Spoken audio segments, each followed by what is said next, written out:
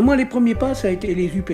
Je pense que l'université populaire Carmonde, c'est, pour un militant, c'est le passage nécessaire pour pouvoir prendre la parole. Mais c'est pas évident, tu la prends pas tout de suite, la parole. Moi, ça m'a mis quand même quelques années.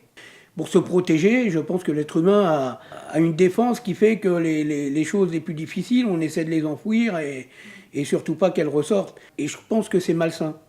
Je pense que à un moment donné, il faut que les blessures elles sortent pour pouvoir qu'on puisse les analyser et se dire après tout c'est pas une fatalité quoi. Et puis s'enfermer sur soi-même, c'est se mettre au banc de la société, ne pas être capable d'aller dans des administrations quand il le faut, ne pas capable de répondre à des courriers importants parce que tu as tout le temps peur que les courriers importants ça t'apporte. Mais le contraire, c'est que si tu réponds pas à des courriers importants ou si tu vas pas faire les choses quand elles doivent être faites, eh bien c'est encore pire. Donc non, c'est valorisant d'aller vers les autres. Même si on n'est pas bien accueilli par tout le monde, mais ne serait-ce que à faire changer quelques petites pensées qu'ils ont eux sur toi, et toi aussi faire changer quelques pensées que tu as sur eux, c'est bien, quoi. C'est un acquis.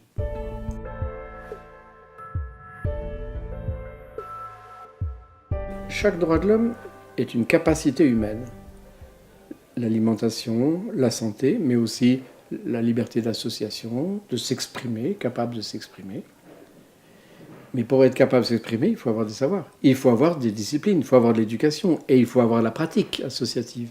Si quelqu'un n'a aucun savoir, comme on a parfois, sur son corps, sur la biologie, comment va-t-il être un partenaire des soignants, n'est-ce pas, pour gérer sa santé?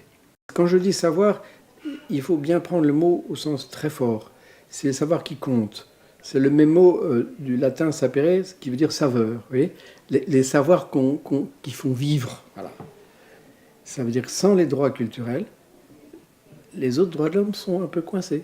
N'est-ce pas? Ou alors on va distribuer du logement à des gens qui sont pauvres, on va distribuer de la nourriture à des gens qui ont faim, hein. On va distribuer même des spectacles culturels à des gens qui sont considérés comme pauvres, qui n'ont pas les moyens d'aller au spectacle. Mais c'est pas ça les droits culturels. C'est la première source de paix. On ne peut pas faire la guerre si on respecte les droits culturels. Hein? Parce que pour faire la guerre, il faut commencer par déculturer les gens. Hein? Chacun a le droit de s'entendre dire « ton histoire m'intéresse ». Donc chacun est porteur de savoir. On a tous le droit de ça, mais c'est pas facile. Ma raison d'être ici au Cerisier, c'est pour faire exister les absents. C'est pour faire croiser le mouvement ATT Carmonde et le monde chinois.